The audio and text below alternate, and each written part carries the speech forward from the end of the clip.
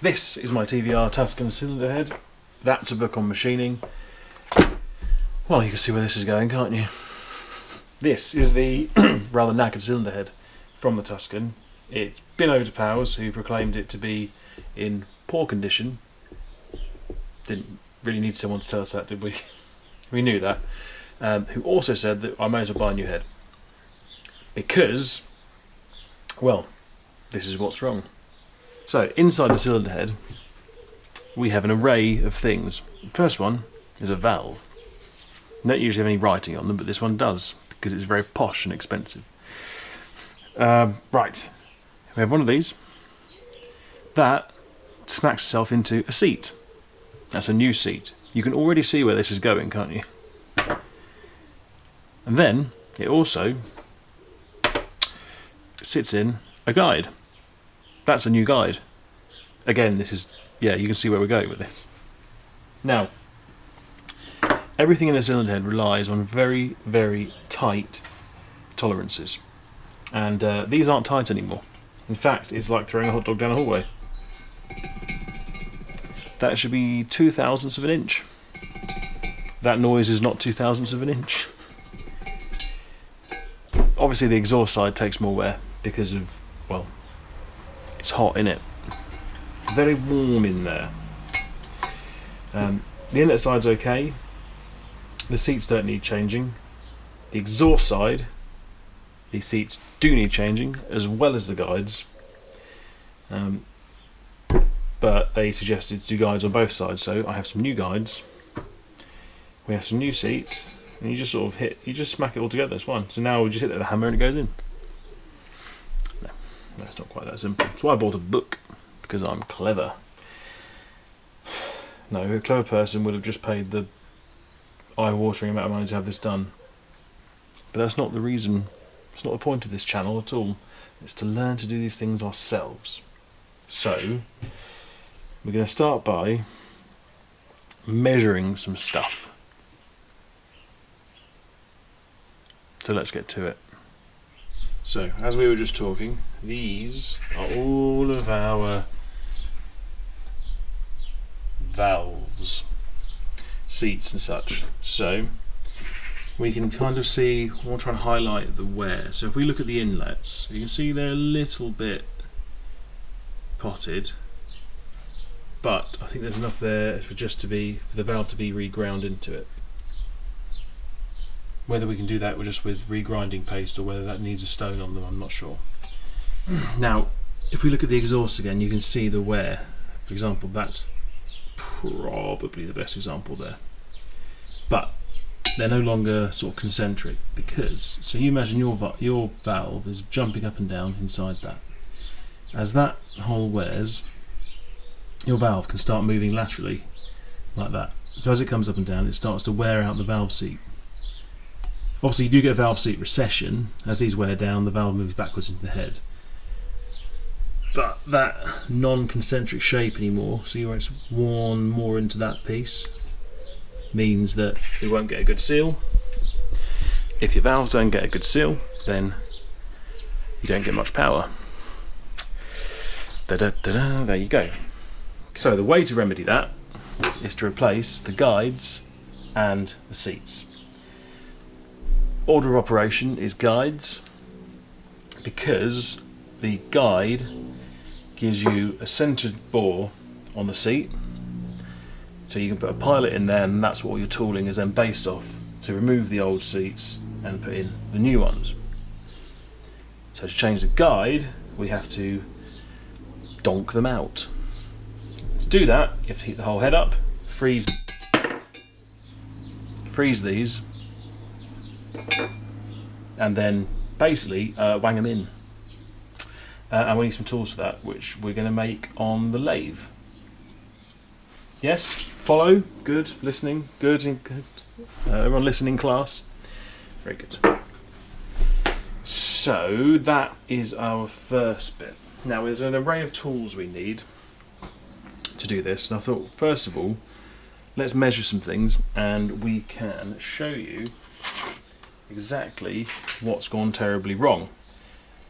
Now to measure such a small hole, you can use pin gauges. So you get like a, say you need a, I don't know, a 7mm hole in the guide.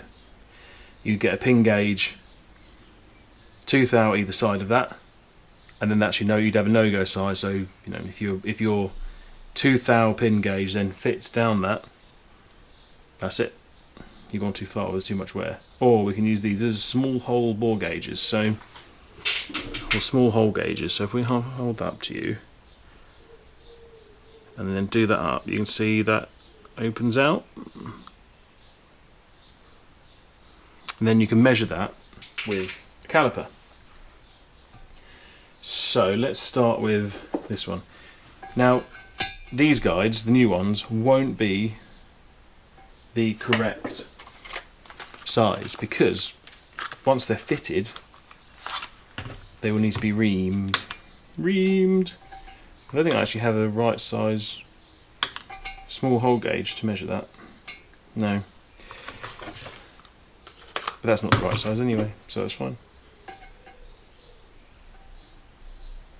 Yes. So let's measure an inlet, because we know the inlets are actually not too bad.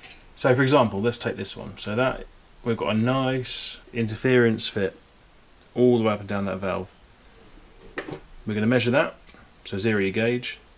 And I'm getting 6.98mm. Now we look at our valve, which is inside the head. Come here.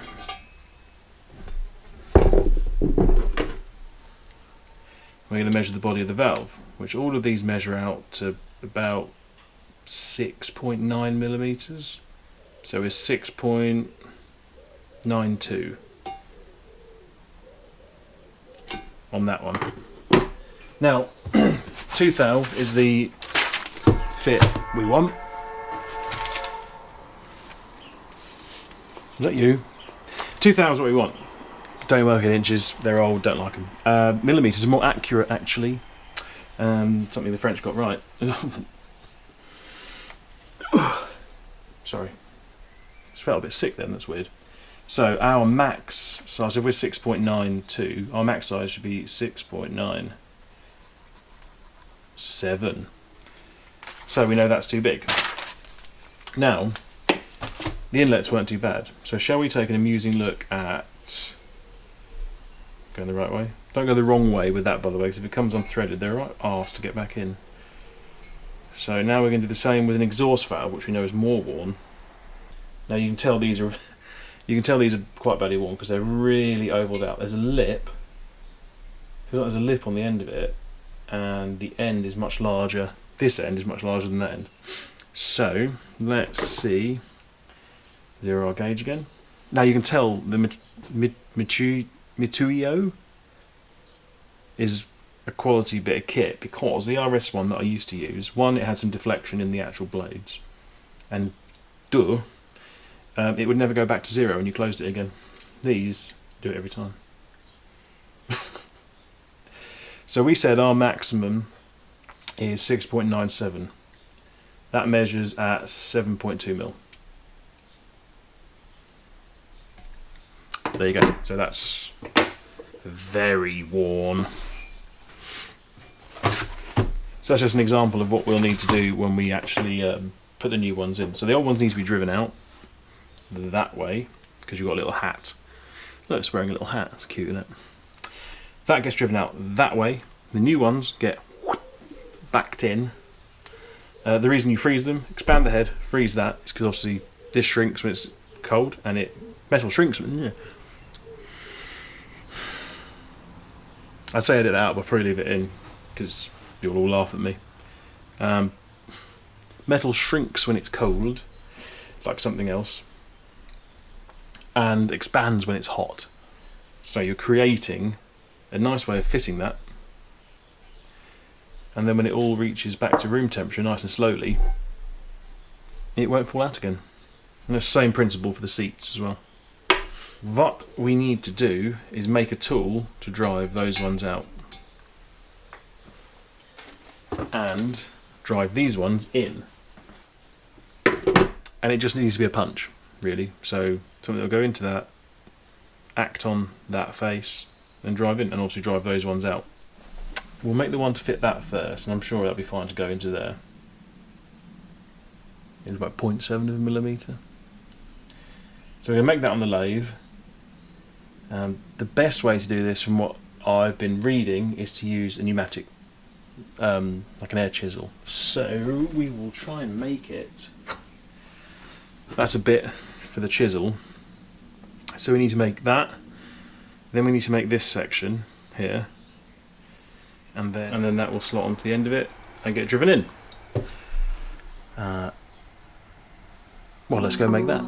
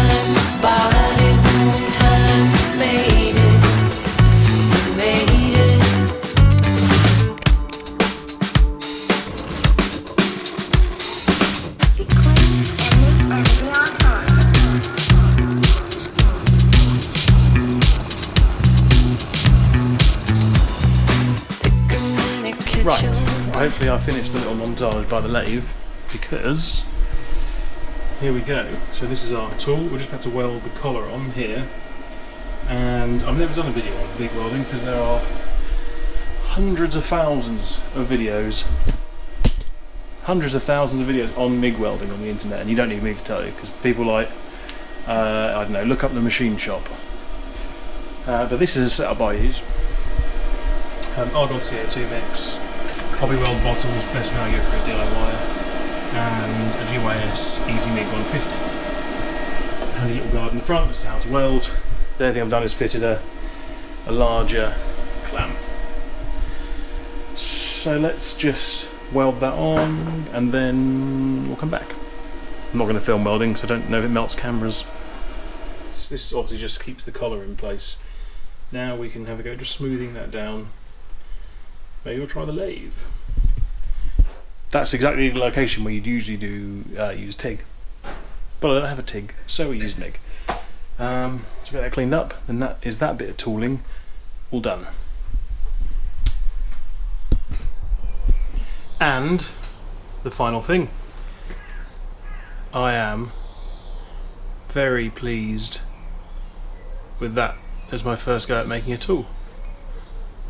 Now this is silver steel and I haven't hardened it yet, but the fact that that face is just going to be active on phosphor bronze, that's got to be harder than phosphor bronze in my mind, and I can't find an exact way to heat and temper it.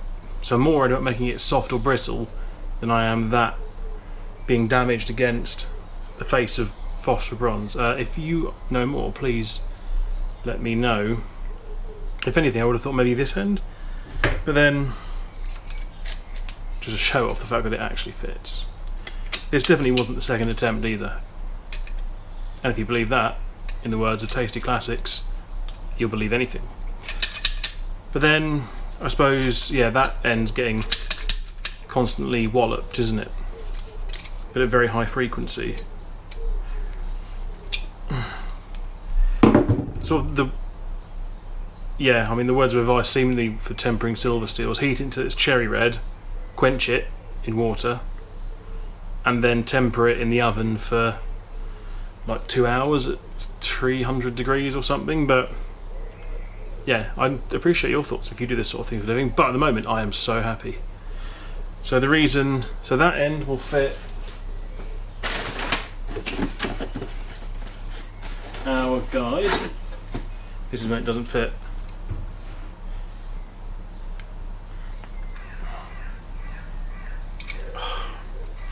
Yeah, I need to take the I burred that end up slightly, so that will go perfectly on there. The reason that's just chamfered down a bit is so it's the exact width of that. I was just worrying about hitting, but I think measuring this surface, the whole of this should be small enough. It's 11.5 and that's 12.6 or something. So there we go, and it'll work for taking out the other ones as well. But I'm over the moon. I'm very pleased with that. Very pleased with myself. So the next step is going to be heat this up. I'm going to take all of these, put them all in the freezer, and then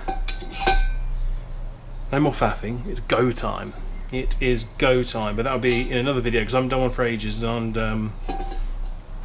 I sort of feel bad. Sorry. But there we are. If you've enjoyed this video, and I promise I will try and do more videos and be better. But if you've enjoyed this, please like, subscribe, comment, all those lovely things, and I will see you next time. Look at that chamfer, look, I did that on a lathe.